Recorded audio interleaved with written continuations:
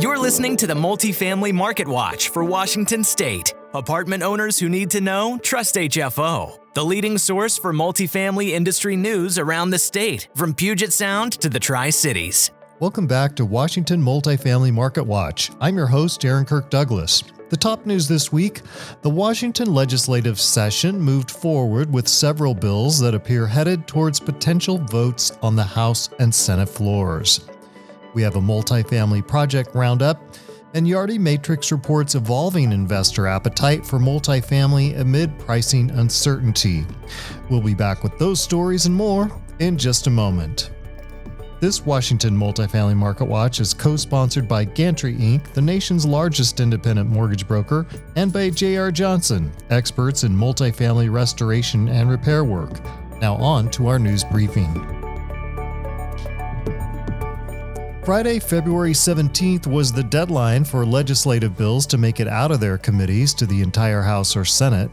Bills that remain alive at this point include two bills on rent control that are in the House Appropriations Committee, HB 1388 and HB 1389. They are not currently set for hearing, but could be set at any time. House Bill 1388 would prohibit a rental housing owner from increasing rent more than the rate of inflation or 3%, whichever is greater, up to a maximum of 7%. The bill also includes multiple other objectionable provisions for rental housing owners. HB 1389 is extremely similar.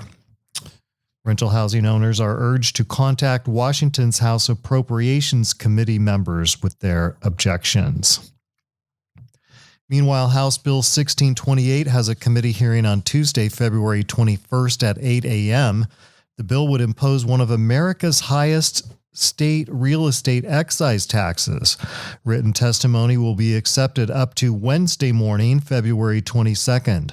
The change to REIT would increase the rate to 4% on sales of more than $5 million. It would take effect on January 1st, 2025. Would also allow numerous counties and cities to impose a second local government real estate excise tax without voter approval beginning on January 1st, 2024. The hearing again is Tuesday, February 21st at 8 a.m. in the House Finance Committee. Rental housing owners are urged to contact their representatives and register their opposition. Missing middle housing legislation, both HB 1110 and SB 5190 were approved by their respective committees.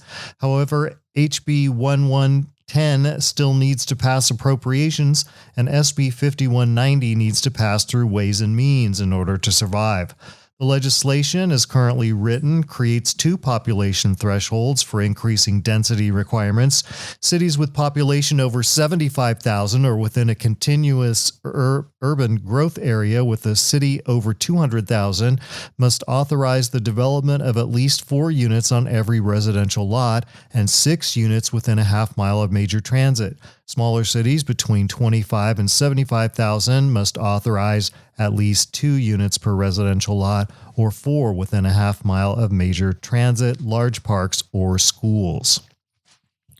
This past Tuesday, the State of Washington Local Government Committee considered Senate Bill 5741. The multifamily industry supports this bill and a companion House bill that would support low-income households by implementing a voucher program. The voucher would help bridge the gap between household income and rent. We will update whether the voucher legislation moves forward in Washington. Seattle leads the U.S. in high-income renters, according to Rent Cafe. From 2015 to 2020, Seattle experienced a 169% increase in people earning more than $150,000 a year. As a result, developers are continuing to build luxury apartments. The number of renters earning more than $150,000 increased by 82% between 2015 and 2020, vastly outpacing the 3.2% increase in overall renters. During the same period, Portland, Oregon saw $150,000 income households rise by 148%. USG Realty Capital and Plus Capital Partners announced plans to develop 176 apartment units in Tacoma to be called the Market Square Apartments. This project contractor is Pavilion Construction. A 137-unit mixed-use building with underground parking and first-floor retail is proposed for Old Bellevue. Vanderhoek Corp estimates the project will cost about $140 million. Work on several downtown Seattle apartment towers continues, although progress appears slow. Those are a 2-tower apartment known as the Denny Triangle on Stewart Street and a 33-story, 486-unit project called Museum House on Terry Avenue. South Seattle has a large apartment project in the works. A 1/3 acre site previously consisting of 3 single-family homes will consist of 8 stories and 191 units. In addition, this property, called Trace 4001, will have 175 bicycle parking spots and 12 parking spaces. Construction is expected to start next year. Apartments.com reports January year-over-year rents in Portland were up 3.8%, while Seattle rates increased by 2%. Yardi Matrix reports multifamily investor demand continues to evolve in 2023, with pricing uncertainty stalling the market as investors increasingly focus on markets with job and population growth. As a result, 2022 transaction activity was down about 22% in the West, but up in the Midwest and Northeastern United States. Activity in the Southeast declined by 20% and in the Southwest by 23.5%.